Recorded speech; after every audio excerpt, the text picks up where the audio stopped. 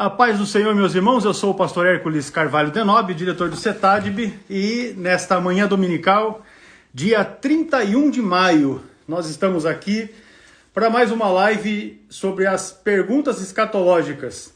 E nesta oportunidade, junto com o pastor Ciro Sanches Zibordes, nós estaremos compartilhando com os irmãos as respostas a algumas perguntas que os nossos irmãos fizeram durante as transmissões das lives, onde nós estamos tratando do assunto, o arrebatamento da igreja. Não é? Então, se você que está conosco tem alguma pergunta para ser feita ainda dentro desta temática, que é o arrebatamento da igreja, você pode nos enviar aqui por intermédio dos comentários na transmissão dessa live, ou ainda você pode encaminhar para a gente através das nossas redes sociais, CETADB Oficial, tanto no YouTube, como também no Facebook, e ainda acessando o nosso site, que é www.cetadb.com.br. Aí você, através do nosso site, tem ali diversos canais, inclusive acesso aos nossos contatos de WhatsApp, para que possa estar encaminhando a sua pergunta também pelo WhatsApp, por e-mail, ou ainda ali na própria página, não é? Você também tem essa oportunidade. Eu hoje não estou com o celular na mão, mas eu vou pedir para os irmãos que trabalham com a gente, que já estão aí, que deixe registrado o endereço do nosso site, www.cetadb.com.br, para que os nossos irmãos, seguidores, amigos, alunos, não é, companheiros de ministério, também irmãos que pertencem a outras escolas teológicas e que têm nos seguido e têm acompanhado essas nossas transmissões, não é, para que eles também tenham acesso ao nosso site e possam ver ali as novidades a respeito dos nossos cursos teológicos e das propostas que estamos apresentando. Pronto, o Diego colocou para a gente aí, ó, o nosso endereço de site é o www.cetadb.com.br. Eu quero fazer a menção do pastor de Frutal, que está conosco. Ele está fazendo a implantação de um núcleo, né, do nosso curso teológico, e eu quero louvar a Deus pela vida dele, que está acompanhando os trabalhos que estamos realizando, e fruto desse trabalho, ele se sentiu desejoso de estar iniciando o curso teológico através do CETADB. Para a gente é uma honra muito especial poder estar atendendo. Os nossos alunos, não é? Irmãos de todas as partes, eu vi que está com a gente também o pastor Alisson, que trabalha com a gente, funcionário do CETADB, está lá na cidade de Campo Grande, no Rio Grande do Norte. O Diego, que está com a gente aqui de Apucarana, funcionário da escola, não é? O irmão deixa eu ver aqui, o Ebson, não deu bem certo, ele perguntou o assunto de hoje. Nós vamos estar respondendo perguntas a respeito do tema o arrebatamento da igreja. O pastor Rony Reis, que é da Bolívia, da região de Varnes, próxima a Santa Cruz de la Sierra, na Bolívia. O Paulo, que é lá de Pernambuco. Deus abençoe. It's Paulo. Este daí é o Paulo. Deus abençoe os irmãos. Em nome de Jesus, pastor Ciro, que já está chegando aqui para estar com a gente. Eu quero dizer para os irmãos que para nós é uma honra muito especial poder estar nos dirigindo a cada um dos irmãos, não é? Hoje com o uniforme trocado, porém uniformizado, não é, pastor Ciro? Mas amém. Eu gostei dessa daqui, porque como eu sou um camarada com mais de 100 quilos, entendeu? Na camiseta, como é que fica bonita? Ó, verdade. Fica um negócio fica bem. Tal. Então, aí, eu vou usar essa daqui, que faz a divulgação. Inclusive, essa camiseta aqui é a camiseta que a gente usa como uniforme. Os alunos chamam isso, na região Nordeste, eles chamam de farda. Então, esse é o fardamento do CETADB. É bom variar que nós somos muito parecidos, aí vamos pensar que é a mesma pessoa falando consigo mesmo. Essa camiseta que o pastor Ciro está usando, essa é o uniforme de trabalho dos funcionários internos do CETADB, né? Esta que eu estou usando é o uniforme que é vendido para os alunos, aqueles que querem adquirir, podem adquirir essa camiseta bonita, não é assim, é um negócio bem ajeitado, aleluia. Pensa aí. Pois bem, pastor Ciro, eu estava dizendo aqui aos irmãos que hoje nós vamos responder as perguntas a respeito do tema o arrebatamento da igreja. E esta semana eu estive separando algum material e eu penso que para quarta-feira, quando nós vamos estar ainda falando a respeito desse tema, nós vamos já apresentar uma nova ideia para os nossos alunos, para os nossos seguidores, que vai ser também mais um canal para abençoar os irmãos. Então, na live, né, de quarta-feira, quando nós vamos estar trabalhando ainda o tema, o arrebatamento da igreja, penso que nós vamos depois conversar a respeito disso, mas nós devemos finalizar o tema do arrebatamento da igreja e nós vamos partir para outros temas. E nós vamos finalizar esse assunto a respeito da escatologia nas próximas lives e nós vamos entrar em outros temas, tratando a respeito de hermenêutica, a respeito do assunto de homilética, enfim. Depois nós vamos fazer uma combinação e vai ser um negócio abençoado. Fato é que nós vamos ter um aproveitamento um pouco maior e melhor de todas as temáticas das matérias que nós tratamos nos nossos cursos, básico, médio, avançado. Nós vamos desenvolver uma live específica para falarmos a respeito do curso de formação de jovens pentecostais, que é um livro que o irmão escreveu para a gente, né? O pastor Ciro preparou para a gente final de outubro, ou na verdade meados de outubro do ano passado, um material a respeito de formação de jovens pentecostais. E nós vamos fazer uma live, eu penso que ainda essa semana, depois nós vamos estar dando divulgação, para falarmos a respeito deste curso especificamente. E ainda vamos também fazer uma live com o pastor João Antônio, que é o autor do livro do curso de formação de obreiros, para também estarmos apresentando de uma forma melhor, mais completa, as temáticas que estão envolvidas nesse assunto, que é o curso de formação de obreiros. Neste momento, eu quero dirigir a Deus uma oração, e nós já vamos, então, na sequência, começar a responder aqui diversas perguntas feitas pelo Jeff Carlos, Ronildo, José do Nascimento, Jackson Dantas, Felipe Lima, o T. Cláudio, o Paulo Mendes, quem mais que está aqui? Gabriel Barreto Santos, ou G. Barreto, né? Daniele Lewandowski, Jonilton Oliveira, Wanderson, Cláudio Lima, enfim. Oremos. Amado Deus, nós te damos graça, te louvamos e te bendizemos por esta manhã abençoada de domingo, a qual o Senhor proporcionou para que nós pudéssemos estar aqui compartilhando, por intermédio desta rede social, conhecimento bíblico, teológico com todos aqueles que desejaram estar conosco para esses momentos especiais, abençoados e abençoadores. Estende as tuas mãos sobre a vida de cada um dos nossos irmãos, dá a eles a tua bênção, dá a eles, ó Deus, a tua paz, supra cada uma das suas necessidades em glória por Cristo Jesus. É que nós oramos agradecidos. Amém? E graças a Deus. Pastor Ciro, as suas considerações iniciais e a sua saudação para que a gente siga já com as perguntas que estão aqui, que são várias, né? Graças a Deus, a participação dos irmãos tem sido empolgante nas nossas lives. Amém. Quero saudar a todos com a gloriosa paz do Senhor, pastor Hércules, toda a nossa equipe do CETADB. É um prazer estar aqui mais uma vez e vamos em frente, né? Amém. Glória a Deus. Pois bem, vamos lá. Sem mais delongas, o Jeff, que eu imagino que deve ser o Jefferson Carlos, ele fez uma pergunta aqui a respeito do seguinte questão. Nós podemos ser dogmáticos no campo da escatologia? É a primeira pergunta feita pelo Jeff Carlos. Amém.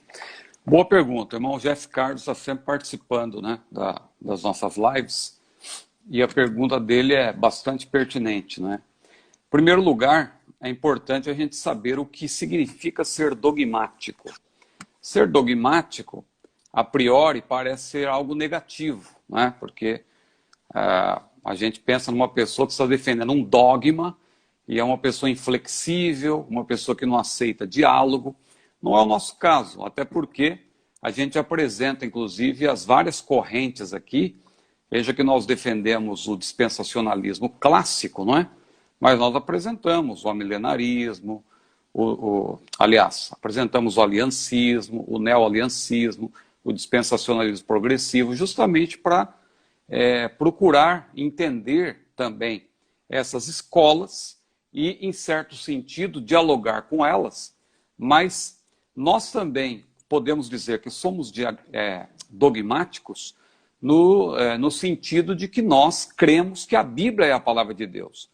E se a Bíblia é a palavra de Deus, há pontos nos quais nós podemos, sim, ser enfáticos, ser dogmáticos, porque a Bíblia nos garante. Veja que nós estamos falando agora sobre o arrebatamento da igreja, de uma maneira mais específica, e nós estamos apresentando 20 textos bíblicos, não é? Do Novo Testamento, pelos quais nós defendemos esta verdade. Então, nesse sentido, nós podemos sim ser dogmáticos.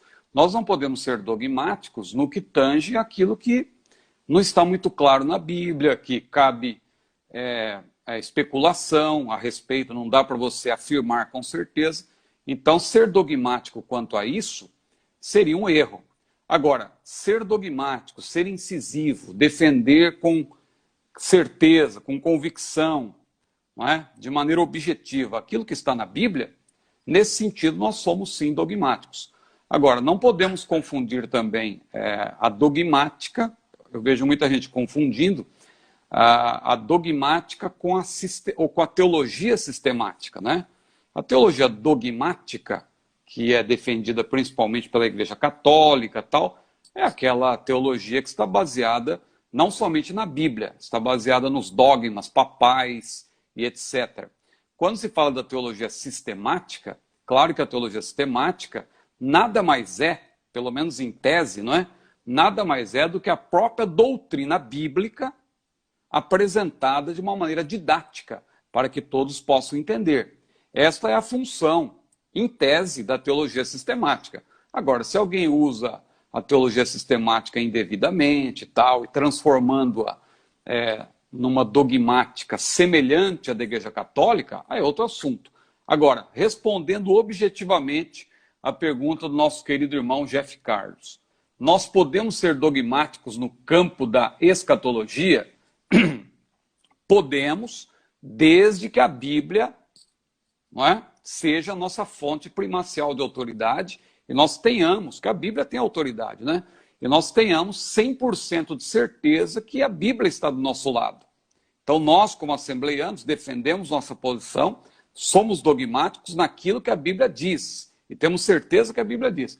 Agora, naquilo que a Bíblia não é clara, ficam algumas ideias soltas, não dá para defender com certeza, a gente recorre a Deuteronômio 29, 29, Romanos 8 e 18, 1 Pedro 5 e 1, aqueles textos que dizem que ainda muita coisa há de se revelar. Há mistérios que Deus já revelou, como por exemplo o arrebatamento e a transformação dos salvos por ocasião do arrebatamento. Paulo foi claro, eis que vos digo um mistério, 2 pontos, e ele apresentou qual é esse mistério. Ou seja, o mistério foi revelado. Agora, há mistérios que estão ainda ocultos em Deus e nós só vamos saber posteriormente. Amém. Amém. É isso aí. O fato é que não dá para ser dogmático em cima de algum assunto que eu acho. Eu acho que é assim, eu penso que é assim, e nós temos hoje, especialmente nessa época de muitas lives, né, os indivíduos criando dogmas em cima daquilo que eles acham, daquilo que eles pensam, em cima de especulações. E a gente sempre ensinou, não é que se você não consegue nada de comprovação bíblica, não há como você ser incisivo a afirmar aquilo que a Bíblia não está dizendo.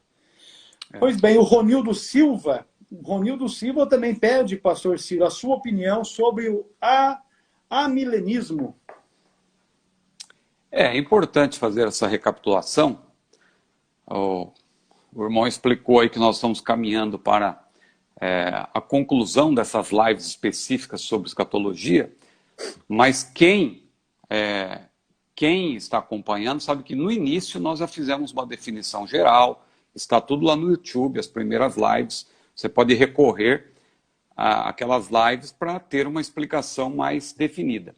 Agora, resumindo aqui então, já que a pergunta foi feita, é importante dar um esclarecimento, nós falamos que há 3 posições a rigor, não é? Com respeito ao milênio. Com respeito ao milênio, há 3 posições. Existe o pré-milenarismo, existe o pós-milenarismo e existe o amilenarismo. O prefixo ajuda você a entender. Então, o pré-milenarismo, é a nossa posição, defende o quê? Que Jesus virá antes do milênio para justamente iniciar com o seu povo esse milênio. Então a igreja ingressa no milênio, porque é a visão pré-milenarista, não é? Falando aqui de maneira geral. Então, nesse caso, nós defendemos, porque a Bíblia, estamos sendo dogmáticos nesse caso, porque a Bíblia é clara ao dizer que são 1000 anos. Ah, mas como ser dogmático? Apocalipse é um livro altamente simbólico. Alto lá. É um livro que tem vários símbolos.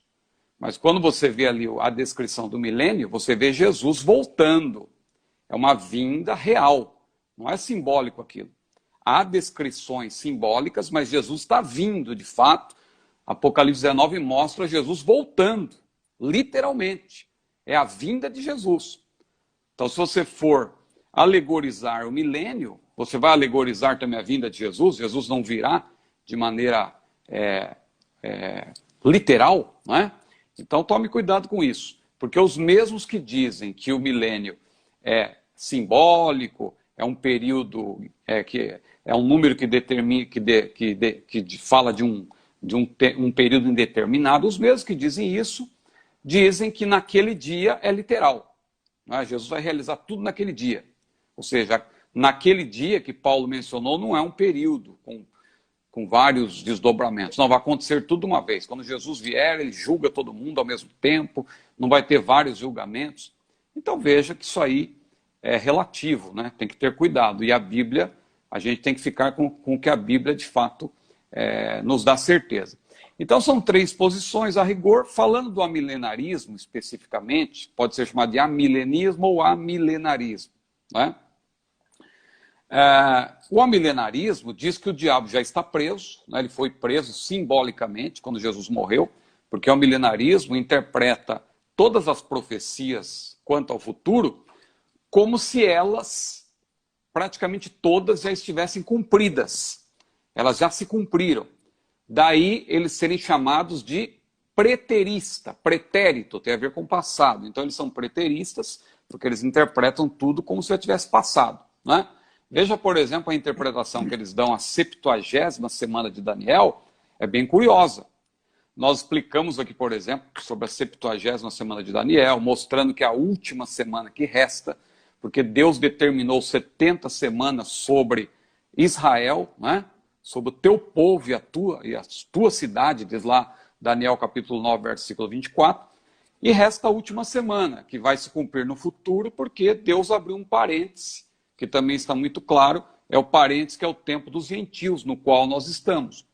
Agora, os amilenaristas ou amilenistas, para eles ajustarem tudo que está na Bíblia ao seu sistema, é um perigo isso aí, quando você quer ajustar a Bíblia ao seu próprio sistema. É importante que a Bíblia determine qual é o sistema. A Bíblia tem autoridade. Agora, quando você pega o seu sistema, você faz o caminho inverso, pega o seu sistema e amolda os textos bíblicos de acordo com o seu sistema, é perigoso. Por exemplo, o amilenarismo, ele não tem como explicar as 2 modalidades de ressurreição. Aí ele faz o quê? Ele diz que a primeira ressurreição não é literal, é simbólica, é a salvação. Então a pessoa, quando é salva, ela ressuscitou. Porque quando chega lá em Apocalipse 20, a Bíblia diz que haverá uma ressurreição antes e outra depois do milênio.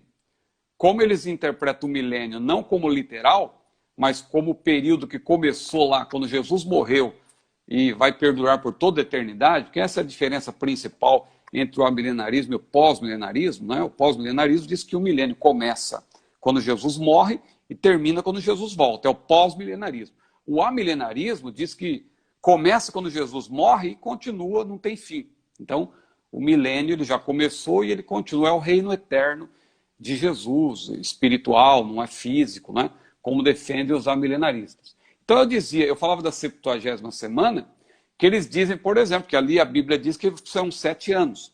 Eles dizem que nós estamos na primeira metade, nos 3 anos e meio. E esses 3 anos e meio, eles vão da cruz até a vinda de Jesus.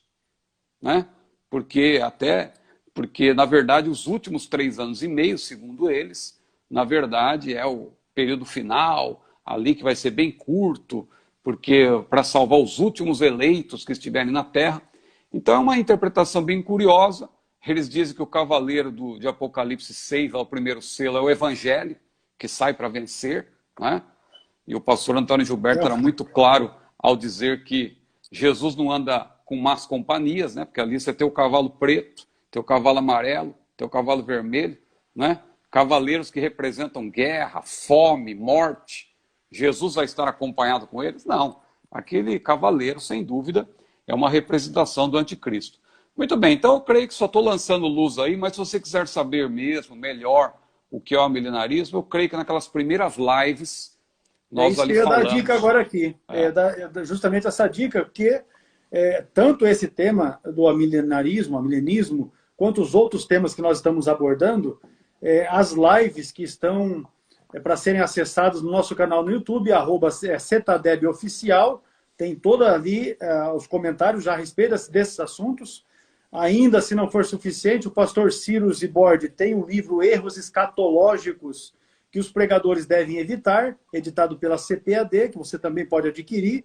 Você ainda pode também adquirir a declaração de fé da nossa igreja, que esses assuntos estão todos expostos ali, que também tem ali uma ampla discussão a respeito do tema, e ali está de forma, como diz o pastor Ciro, dogmática, aquilo que as Assembleias de Deus crê, defende, ensina, prega, ainda que a gente sabe que alguns acabam divergindo daquilo que está ali na declaração de fé. Exatamente.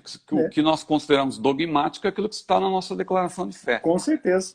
E ainda nós temos, no nosso curso de teologia, a disciplina de Teologia Sistemática 5, que o assunto é escatologia também, é a matéria que o pastor Ciro escreveu, e as videoaulas também do curso, nesta matéria de Teologia Sistemática 5, que o assunto também é escatologia, também são videoaulas que o próprio pastor Ciro gravou as aulas. Então tem aí uma ampla gama de vídeos, de aulas que você pode estar estudando a respeito do tema.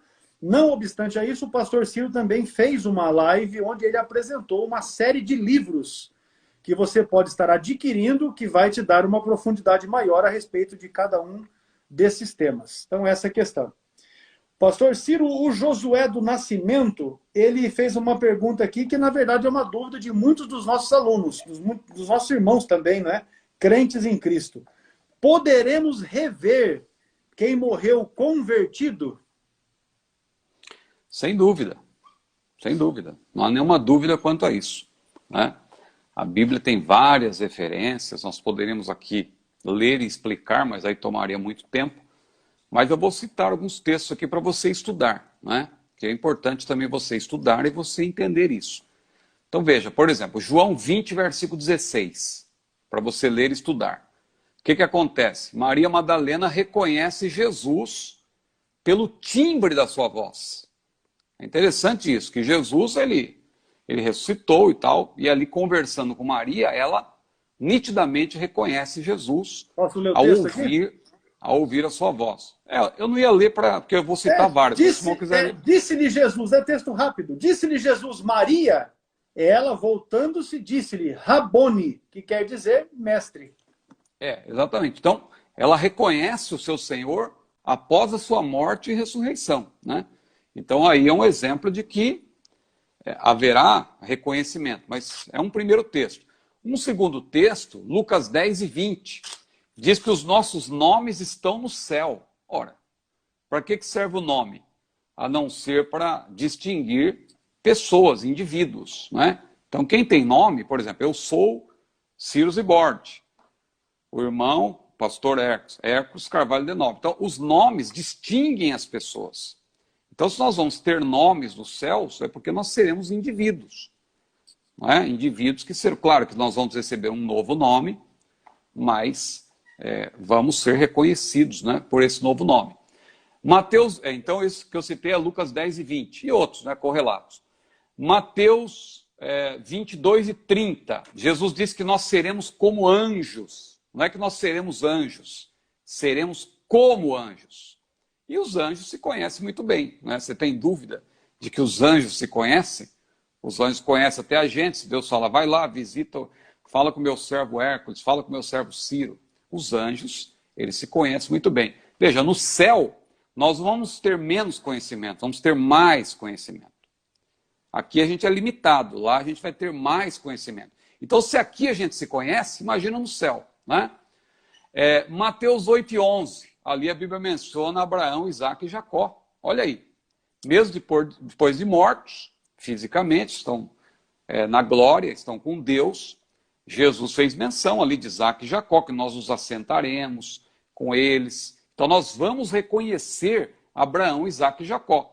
Se vamos reconhecer Abraão, Isaac e Jacó, vamos conhecer também outros servos de Deus e os nossos entes queridos que partiram salvos.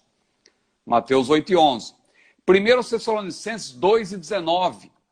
Paulo queria reencontrar os crentes no céu, e ele disse que isso seria, se o seu irmão quiser ler esse texto, pastor Ercos, 1 Tessalonicenses 2:19, por gentileza.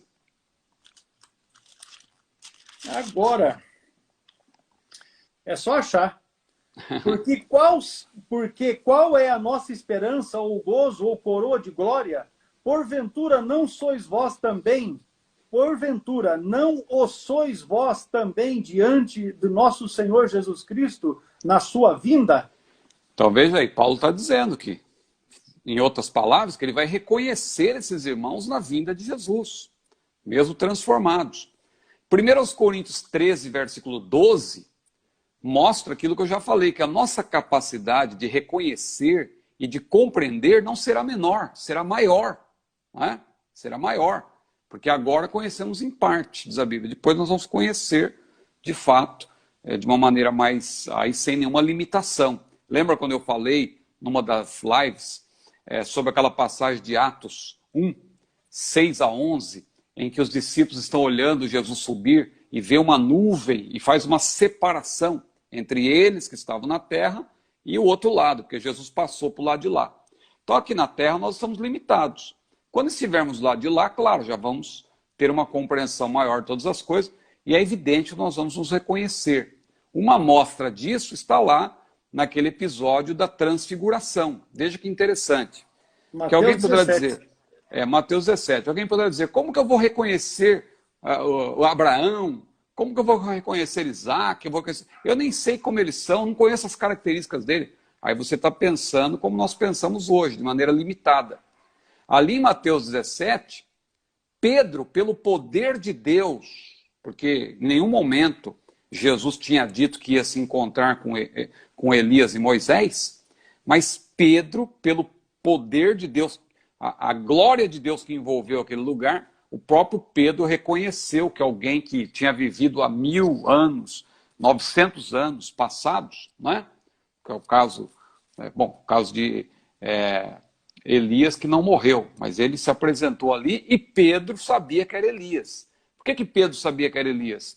Porque Deus, naquele momento, a ação, a glória de Deus que envolveu, fez com que aquilo fosse revelado para eles. Não é? Então, na glória também, claro que nós vamos, quando estivermos em outra dimensão, nós vamos reconhecer uns aos outros. E isso será uma grande alegria, claro, porque seria muito triste, já imaginou? Nós termos comunhão aqui na terra, uns com os outros, e chega lá no céu, não sei quem é o pastor Ercos, não sei quem é a minha esposa, não sei quem é minha filha, e o meu pai que já partiu, e meu avô. Não, vamos sim nos reconhecer. Até pela satisfação de você poder contemplar aqueles que você evangelizou, pelos quais você lutou, para que fossem salvos em Cristo, né? É isso mesmo, é isso aí. Sem dúvida, vamos nos reconhecer. Jackson Dantas pergunta da seguinte forma: a base bíblica para a tese de que haverá um grande avivamento pré-tribulação? Olha, Jesus não previu nada disso, né? Jesus não disse que haveria um grande avivamento, tal. Pelo contrário, Jesus disse que haveria, quando vier o Filho do Homem, porventura achará fé na terra, ou seja, falta de fé. Jesus disse que esses últimos dias seriam como os dias de Noé, como foi nos dias de Noé, comiam, bebiam, casavam, as pessoas eram materialistas, né? Como foi nos dias de Ló, compravam, vendiam, não casavam, né? Porque ali Jesus estava enfatizando a imoralidade que prevalecia também naqueles dias. Então, não há na Bíblia assim, uma profecia específica de que vai haver um grande avivamento antes da grande tribulação. Um avivamento em dimensões, um reavivamento, né, em dimensões globais. Mas eu creio que haverá avivamentos locais. Por quê? Porque Deus tem a sua reserva na terra, né? Você se lembra quando Elias achava que só ele que tinha restado? Senhor, todos morreram, só restou a mim como profeta. O que Deus disse? Elias, tem aí 7.000 que não se dobraram diante de Baal. Então Deus tem as suas reservas, né? Então eu acredito que haverá sim avivamentos, reavivamentos, né? Locais, porque Deus tem as suas reservas. Agora, de maneira geral, Jesus mostrou que, inclusive, por se multiplicar a iniquidade, o amor de muitos esfriará. Então a tendência é para que haja cada vez mais um esfriamento, a diminuição da fé, a verdadeira fé, porque fé na fé existe, né? Tem muita gente aí tendo fé, mas uma fé mal direcionada. Jesus se referia, claro, à fé autêntica, à fé genuína, à fé que é usada para Deus gerar a salvação, não é? Para nós recebermos essa gloriosa salvação, a fé para milagres e tal. Esse tipo de fé tende a diminuir. Mas claro que quem quer pregar uma mensagem mais triunfalista vai sempre falar isso. Não, vai haver, eu creio que vai haver um grande avivamento. Tem havido e haverá reavivamentos. Assim, aqui e ali. Pastor, na mesma linha do irmão que acabou de fazer o comentário aí, ó, o Jordac, nessa linha, o avivamento ocorre todos os dias em nossas vidas. Na vida de quem ocorre o avivamento? Na vida daquele que busca, segundo Jeremias 29, 12 e 13, também 33, 3, também como texto de Crônicas, não é? Se o meu povo se chama pelo meu nome e tal e tal. Então, aquele indivíduo que de fato busca Deus de coração, a vida deste ela passa por esse avivamento, experimenta esse avivamento. Agora, o que nós estamos vendo, você veja como é. Quando o irmão colocou o comentário, já me veio logo rapidamente assim. Diante da crise de um vírus que tem afetado a situação econômica, social em todo o mundo, isso também tem afetado a fé de muitos, porque quem buscava, continua buscando e busca ainda mais. Agora, quem já não buscava, na verdade, está se distanciando ainda mais, está se afastando mais. Até numa live com o meu sogro na quinta-feira, no canal dele no Facebook, que é pastor Daniel Salles Ascioli, eu comentei isso. Quantos são os crentes que nesse período de 70, 80 dias, que começou os primeiros decretos aqui no Brasil, de restrição, de deslocamento, que sequer dão um telefone na igreja para o seu pastor, enfim, não dão satisfação da sua vida espiritual e não estão nem aí para a coisa. Ao passo que outros, aqueles que já buscavam a Deus, esses intensificaram a sua busca e por isso estão passando por esse avivamento, conforme diz o nosso irmão aí no seu comentário, diário, porque na verdade estão buscando ter comunhão, um relacionamento mais íntimo com o Senhor. E aí sim, esses vão sendo avivados, não é? Pois bem, o Felipe Lima também fez uma pergunta aqui, interessante, ó. Os que foram arrebatados antes da grande tribulação, os que forem arrebatados antes da grande tribulação, irão contemplar o que estará acontecendo na terra nesse período? Ou seja, enquanto a igreja vai ser arrebatada, o interesse dele é saber se quem vai estar participando das bodas do Cordeiro e tal, se vai ter a compreensão desses 7 anos aí de tribulação. Eu penso que não, mas aí é um outro assunto que a gente não pode ser dogmático, vou dizer assim, porque eu gosto de fazer uma distinção sobre 2 condições aí, não é? Tem a condição parcial, ou seja, no estado intermediário, que a gente falou alguma coisa assim durante as lives, mas não teve uma live específica sobre isso ainda, mas o estado intermediário é aquele estado em que a pessoa está na sua condição espírito e alma. Espírito e alma, né? Então, quando a pessoa morre, o corpo vai para a sepultura, né? Grosso modo, sem especificar, claro, os vários outros destinos que um corpo pode ter, mas falando só da sepultura, que é a maioria, né, vai para lá, para o pó, né? O pó volte ao pó como era, diz a Bíblia. Então veja, o corpo vai para a sepultura, mas a parte imaterial, espírito e alma, que são diferentes, mas são indivisíveis, são 2 partes distintas, mas elas não se dividem, elas são intimamente ligadas. Constitui o homem interior. Então, o homem exterior, a parte material, fica na terra. A parte imaterial fica sob o controle de Deus. No caso do salvo, claro, ele vai para o paraíso. No caso do ímpio, ele vai para o lugar que a Bíblia chama de Hades, um lugar de tormentos. Mas não é o inferno propriamente dito. É uma antessala do inferno. Assim como também o paraíso não é o céu em toda a sua glória. É uma antessala. Ah, irmão, mas tem níveis? Sim, porque senão não faria sentido os salvos virem com Jesus, a parte imaterial, para juntar os seus corpos e serem transformados para ingressar nas bodas do Cordeiro. Ali é a condição plena, final. A pessoa vai estar no seu estado espírito, alma e corpo transformado. Essas partes vão ser reunidas e transformadas. Aí o salvo transformado, ele vai ingressar nas bodas do Cordeiro. Aí já é outra dimensão, né? Então a pergunta que o irmão faz é importante observar. Ele está falando da dimensão pós-arrebatamento. Hoje, eu posso até afirmar que realmente não tem, ninguém está vendo nada mesmo, porque estão no paraíso, ou em um lugar intermediário e tal. Depois, nesse estado final, com os corpos glorificados, eu diria que é um mistério. Eu penso que não. É uma maneira. Eu acredito que mesmo nessa glória final ainda não será possível contemplar o que está acontecendo na Terra, porque depois a igreja virá com o Senhor, aí sim, aí, claro que também a questão é que não vamos estar mais nos corpos glorificados, as pessoas não vão estar mais limitadas, nós seremos como os anjos, né, diz a Bíblia. Então os anjos, claro, quando Deus ordena, eles vão para um lado, vão para o outro, eles não são onipresentes, claro, só Deus é onipresente, mas eles se movimentam com rapidez, nós seremos como os anjos, né? Então, tudo isso eu estou lançando luz, mas eu acredito que essa resposta aí, a melhor resposta para essa questão, está em Romanos 8:18, 1 Pedro 5, versículo 1, e Deuteronômio 29:29. O que diz lá? As coisas encobertas são para o Senhor, porém as reveladas para nós. O que diz? Vamos ver pelo menos uma dessas referências que eu sempre cito, né? 1 Pedro 5, versículo 1. Por gentileza, pastor Hermes. 1 Pedro, capítulo 5, versículo 1, além de Romanos 8:18, que eu sempre cito, Deuteronômio 29:29, que eu também sempre cito, 1 Pedro 5:1.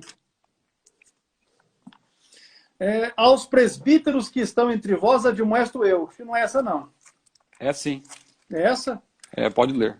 Por Aos gentileza. presbíteros que estão entre vós admoesto eu, que sou também presbítero com eles e testemunha das aflições de Cristo e participante da glória que se há de revelar. Participante da glória Que há de se há de revelar. Então veja, tem coisas que ainda vão ser reveladas. Não foram reveladas ainda. Assim como Romanos 8:18 diz que as aflições do tempo presente não são para se comparar com a glória que em nós há de se revelar. Então, tem coisas que não tem jeito. Isso aí é uma pergunta interessante, chama atenção, mas não dá. Eu penso que não dá para ser dogmático, né? Mas é bom distinguir essas duas condições. A condição intermediária, né? O estado intermediário, quando a pessoa está na condição espírito e alma no paraíso, e a condição plena, quando a pessoa já transformada, após o arrebatamento, ela ingressa nas bodas do Cordeiro. Será que a pessoa terá a possibilidade de contemplar? A Bíblia não diz. Né? Mas vai saber, porque os anjos... Agora a gente pensa assim, a gente poderia pensar assim, você está hoje vivendo nessas aflições que estamos aí, as aflições do tempo presente, né? As aflições do tempo presente, e aqui o evangelho é pregado e todas as pessoas têm chance e oportunidade de receberem Jesus como seu Salvador e, a partir de então, ser participante de toda esta glória que vai acontecer pós-arrebatamento. Agora, imagine a situação de que o sofrimento do tempo presente está dando a condição para que você se converta a Jesus, sim, e aí você vai fazer parte do arrebatamento da igreja. Uma vez arrebatado, meu irmão, eu quero dizer uma coisa para você, eu não vou estar preocupado em nada do que vai estar acontecendo na grande tribulação. Em nada, eu lá pouco quero saber. Eu estou na ideia do nosso pastor Antônio Gilberto. Eu quero ser chamado logo na primeira chamada e quero estar com Cristo, participando das bodas do Cordeiro, vivendo os momentos de alegria, de paz, de satisfação, de contemplação na presença do Senhor e acabou-se. É verdade. O resto, meu Deus, O que a Bíblia diz daqueles que vão estar com Cristo é só bênção. Obviamente que o tempo presente é aflição, é luta, é perseguição, e é isso tudo que nós estamos vivendo. Mas os tempos que virão com Jesus pós-arrebatamento, para a igreja arrebatada é só vitória, é só bênção. Então, mesmo. amém. E vamos lá. E seguimos na ideia aí de Romanos 8,18. O que vai ser revelado, mas eu quero a parte da bênção que já está revelada. É o nosso irmão aqui que se identifica como T. Cláudio. Deve ser o tecladista Cláudio, ou T. Cláudio alguma coisa, né? Mas vamos lá. Ele colocou assim, ó. Se após o arrebatamento haverá um tempo de 7 anos para a segunda vinda, nesse caso, seria possível saber o tempo em que Jesus virá outra vez? Primeiro uma correção. O arrebatamento já faz parte da segunda vinda, né? Ele coloca aí na pergunta como se o arrebatamento não fizesse parte ainda, né? Porque se após o arrebatamento haverá um tempo de 7 anos para a segunda vinda, dando a entender que a segunda vinda ainda virá depois do arrebatamento. Não. O arrebatamento já é a segunda vinda. Só que não é apenas, a segunda vinda não se resume apenas ao arrebatamento. A segunda vinda, porque nós não pregamos, na verdade, 3 vindas, né? Explicamos isso numa das lives. Jesus veio a primeira vez e o autor de Hebreus disse claramente, Jesus virá a segunda vez.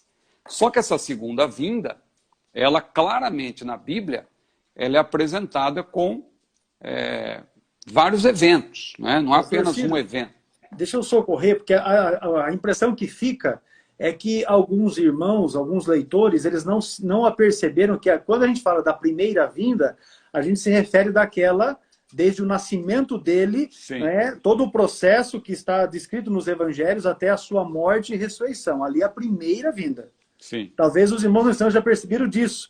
Então eles entendem essa primeira vinda como o tempo ali, quando ele vem para arrebatar. Então a primeira vinda desde o seu nascimento, que é aquilo que você nas lives se referiu como um período de 33 anos, e 33 anos e pouco ali.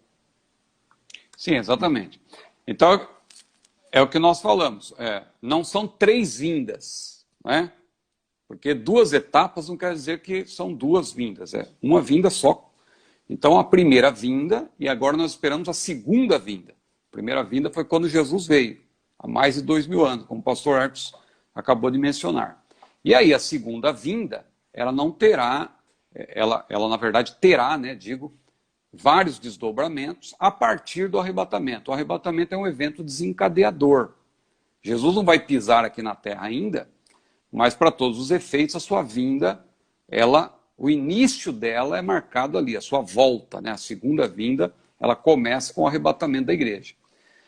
Então a pergunta é se após o arrebatamento haverá um tempo de 7 anos para, agora corrigindo, a manifestação do Senhor em poder e grande glória, que ele quis dizer isso aí, creio. Quando ele diz segunda vinda, ele está se referindo à manifestação de Jesus em poder e grande glória, que vai se dar no fim da grande tribulação. Que Jesus vem na terra com a igreja, que já terá sido arrebatada 7 anos antes. Jesus vem com a igreja para pôr fim ao período tribulacional, né?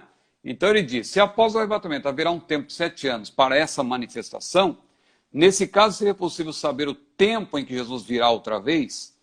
Veja, evidente que sim, né? Para aqueles que, claro, conhecem a Bíblia. Por quê? Quando a gente fala da iminência, a iminência está ligada ao arrebatamento. A iminência não está ligada à manifestação do Senhor. Então, aqueles que ficarem aqui, os desviados, né, que não vão subir, aquelas pessoas que compreendem o plano escatológico de Deus, mas tiverem ficado, elas, na verdade, os mártires, né, são os mártires da grande tribulação, certamente eles saberão que estão na grande tribulação. Eles vão ter certeza disso. Por isso que eles vão morrer. Por que eles vão morrer? Por que eles não vão aceitar a marca do anticristo e vão estar dispostos a morrer? Porque eles têm certeza de que eles estão no período da grande tribulação e que o anticristo está imperando, não é? Então, por isso, eles não vão aceitar a marca do anticristo e vão ser mortos por causa disso, né? Então, é importante notar que, por ocasião da grande tribulação, a igreja não está mais na terra, né? A iminência está ligada ao arrebatamento. Os mártires, eles vão saber, claro, que estão na grande tribulação, mas vão morrer muito antes da vinda de Jesus. Mesmo que eles saibam, Jesus vai, nós estamos na grande tribulação. Esse período vai durar 7 anos, mas eles não vão chegar até o fim, porque o anticristo fará guerra aos santos. Aqueles que se declararem cristãos, servos de Deus, e que, portanto, não tem como esconder isso, porque para a pessoa comprar ou vender, vai ter que receber a marca da besta, vai ter que reconhecer, porque essa marca é um reconhecimento de que a pessoa adora o anticristo, e por isso ela vai receber esta marca, então ela será morta. Então, os salvos desse período, não vai fazer diferença eles saberem o tempo ou não, porque eles vão morrer antes, não é? E o remanescente israelita, que também vai sobreviver até o fim desse período, eles vão saber já no final, eles vão reconhecer que Jesus é o Messias e Jesus virá para socorrê-lo. Então veja, a iminência propriamente dita está ligada ao arrebatamento da igreja. Após o arrebatamento da igreja, claro, os desviados vão saber se eles realmente conhecem o plano escatológico de Deus, eles vão reconhecer que estão na grande tribulação e é por isso que eles vão ser mortos. É por isso que eles vão estar dispostos a morrer, justamente porque eles terão certeza de que eles estão na grande tribulação, o anticristo está imperando e que eles sabem que terão que morrer sim, porque não tem outra alternativa. Ou nega Cristo, né? Ou nega o anticristo. E eles, claro, vão optar, esses que vão ser salvos, vão optar por negar o império e a adoração ao anticristo e vão ficar do lado de Jesus. Amém. Glória a Deus. Então ficou mais claro aí para os nossos irmãos. O Paulo Mendes, ele fez uma colocação aqui e aí a pergunta dele se desdobra. Enoque e Elias estão no paraíso ou no terceiro céu? Aí a segunda pergunta, eles vão participar do arrebatamento? Essa pergunta é interessante. Eu acho que ela pode ser desdobrada em 3. Né? A primeira, onde estão Enoque e Elias? É a primeira pergunta. A segunda, eles foram transformados? E a terceira, eles foram glorificados? Porque tem uma diferença entre ser transformado e ser glorificado. Né? Então deixa eu responder rapidamente essas 3 perguntas. Primeiro, onde eles estão? A Bíblia diz que eles estão no céu. O irmão pergunta aí se eles estão no paraíso ou no terceiro céu. É bom esclarecer que paraíso e terceiro céu são termos sinônimos, é o mesmo local. Se você ler 2 Coríntios 12, você vai ver que paraíso e terceiro céu é o mesmo local. É uma designação diferente para o mesmo lugar. O que é o paraíso ali? É o lugar intermediário.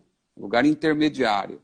Não é o céu em toda a sua plenitude do qual os servos vão desfrutar quando estiverem glorificados. Não é?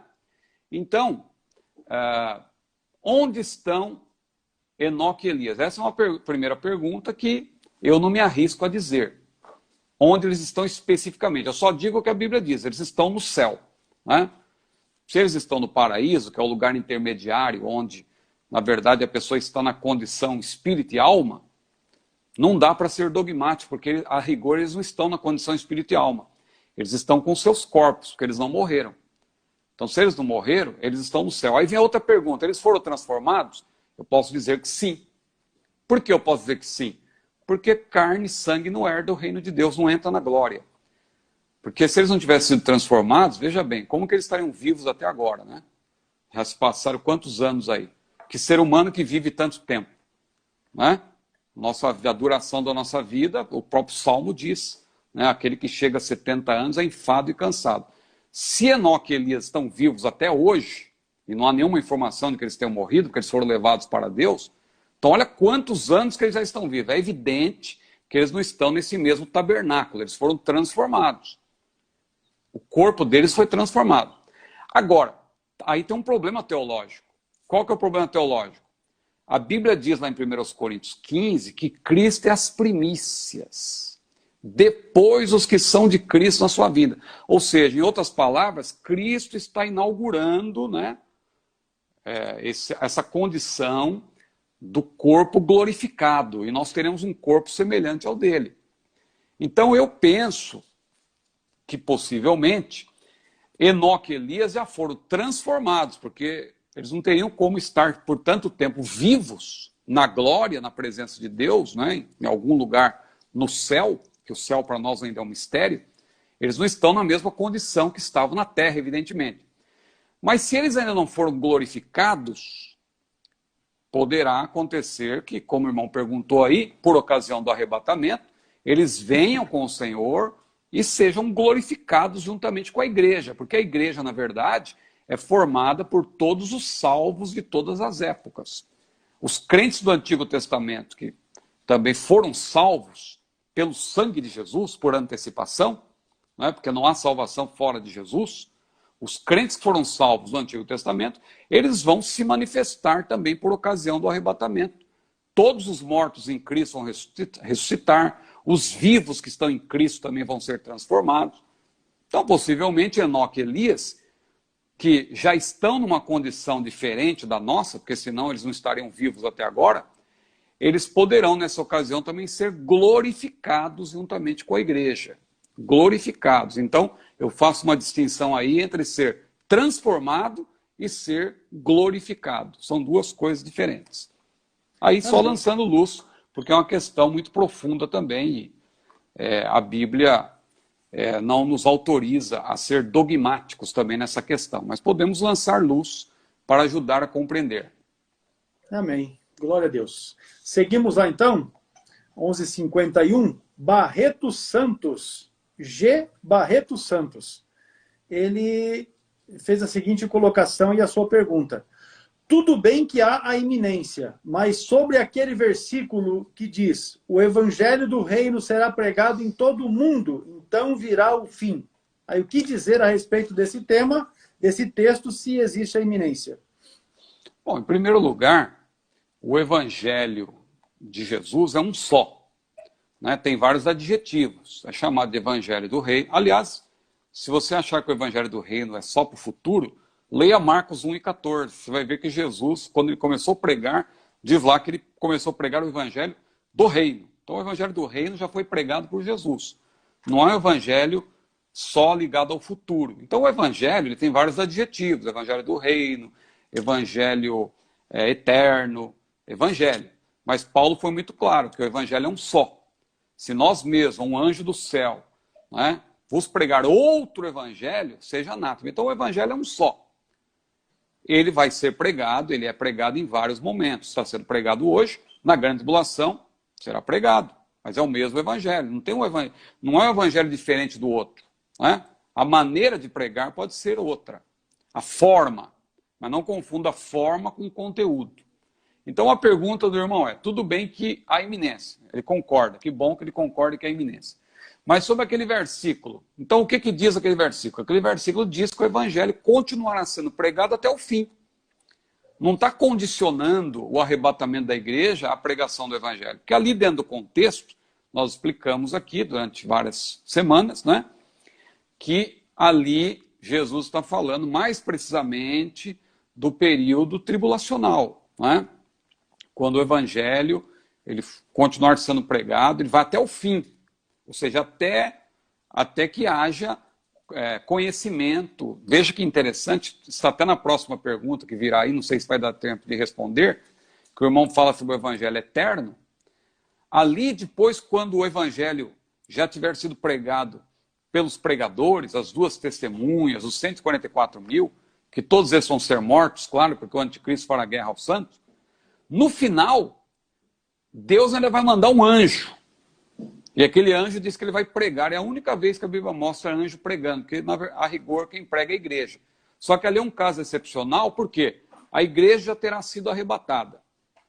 Os mártires da grande tribulação, todos eles terão mortos, né? Já serão os salvos da grande tribulação. Os 144.000, pelo que tudo indica, também terão morrido. As duas testemunhas vão pregar só durante os 3 primeiros anos e meio, depois vão ser mortas também. A Bíblia diz, inclusive, que elas vão ressuscitar e vão ser levadas para Deus. Então não haverá mais pregadores na terra, todos estarão mortos. Aí Deus, para ninguém ter desculpa naquele dia que nunca ouviu, não, eu nunca ouvi, nunca tive chance de ouvir, Deus vai mandar ainda um anjo. E o anjo, ele diz que vai falar em voz alta, e o anjo, claro, ele tem um poder que nós não temos, ele vai percorrer o mundo todo ali para apresentar aos restantes, não é? Inclusive os adoradores da besta. Alguém pensa que a pessoa só porque é adorador da besta está condenado. Não, Deus ainda vai ter misericórdia. Claro que o livro de Apocalipse mostra que eles não vão se converter, Mas não é por falta de oportunidade, é porque eles serão duros mesmo. Porque Deus vai mandar um anjo, e aquele anjo vai pregar o evangelho eterno.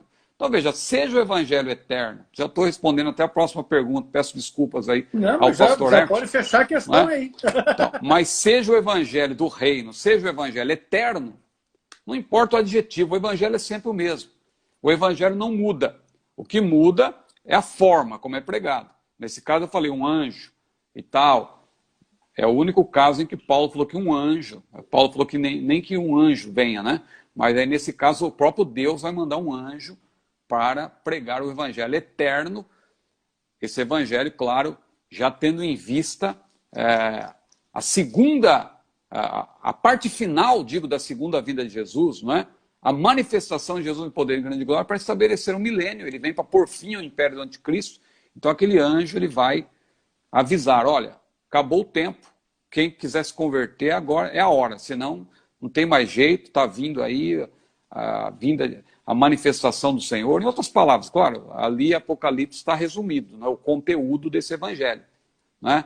A gente poderia até ler, né, diz que vi um anjo, eu coloquei até aqui na versão atualizada, vi outro anjo voando pelo meio do céu, tendo um evangelho eterno para pregar aos que se assentam sobre a terra, e a cada nação, e tribo, e língua, e povo, dizendo em grande voz, temei a Deus, e dai-lhe glória, pois é chegada a hora do seu juízo. E adorai aquele que fez o céu, e a terra, e o mar, e as fontes das águas, ou seja, é a última proclamação, tendo em vista o fim. Então Jesus se refere a isso. Mateus 24 e 14. E este evangelho do reino será pregado em todo o mundo em testemunho, então virá o fim. Ou seja, não é então virá o arrebatamento, então virá o fim. O fim. O fim aí, nesse caso, claro, é uma alusão ao fim da grande tribulação. Mas claro que o fim, num sentido mais amplo, é após o milênio, que aí sim é o fim de todas as coisas, e na verdade é um novo começo, né? É o fim de toda a era, né? Não apenas a era da igreja, mas é o fim no seu sentido geral, e aí o recomeço, porque Deus fará novos céus e nova terra, como diz lá em Apocalipse 21 e 22.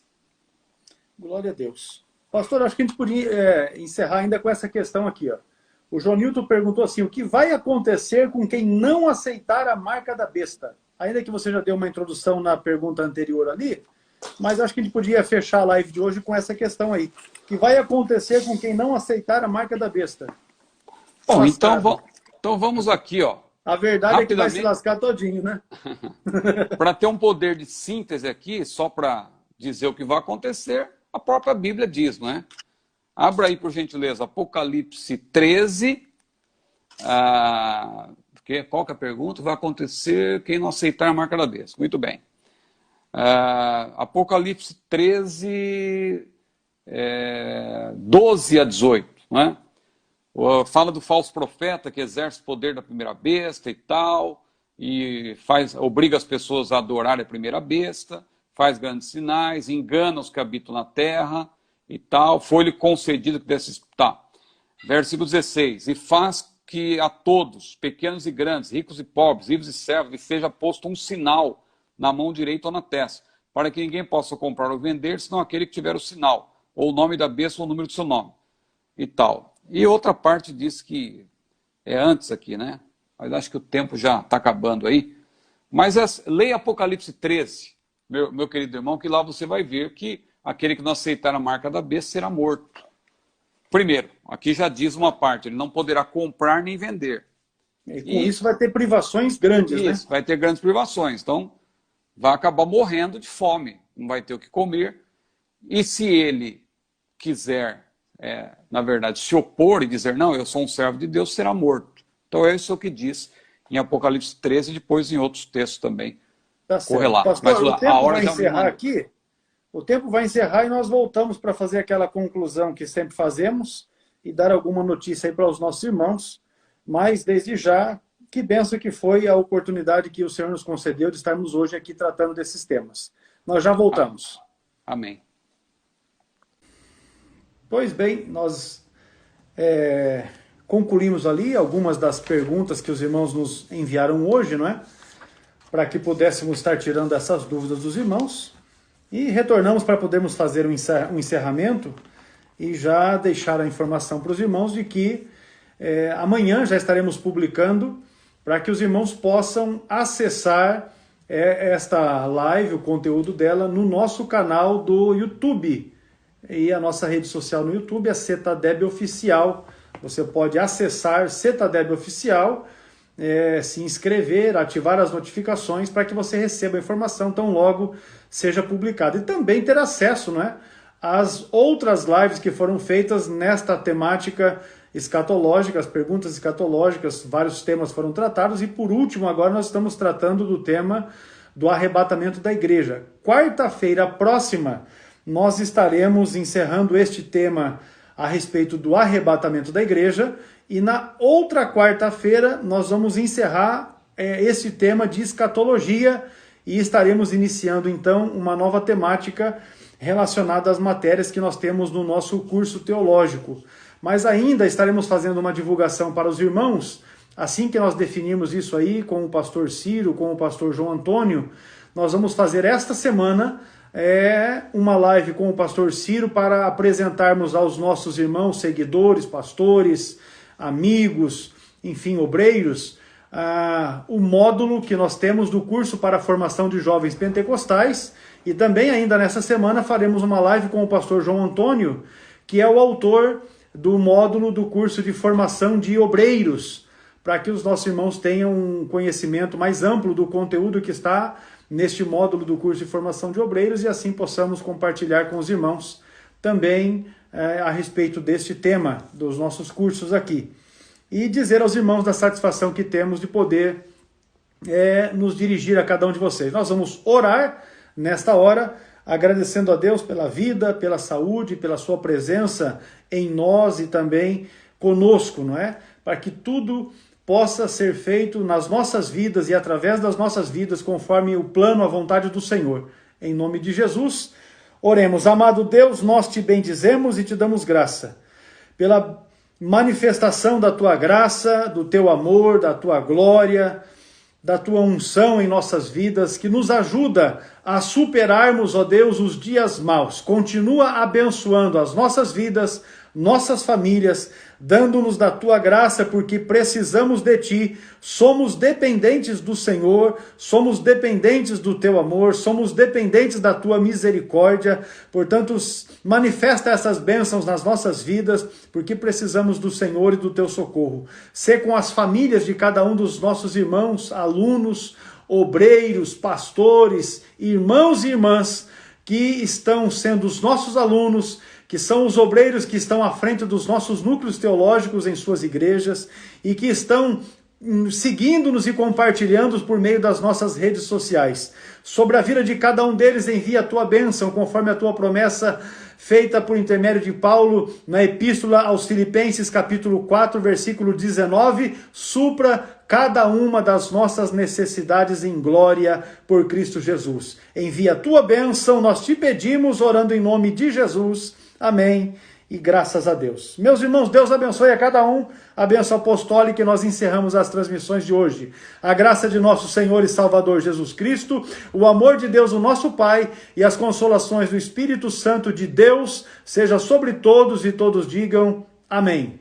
Deus abençoe a cada um dos irmãos que estiveram conosco, que estão conosco, que o Senhor seja com a vida de cada um de vocês, um excelente domingo, que tenham reuniões, cultos abençoados na presença do Senhor. Amém. E graças a Deus.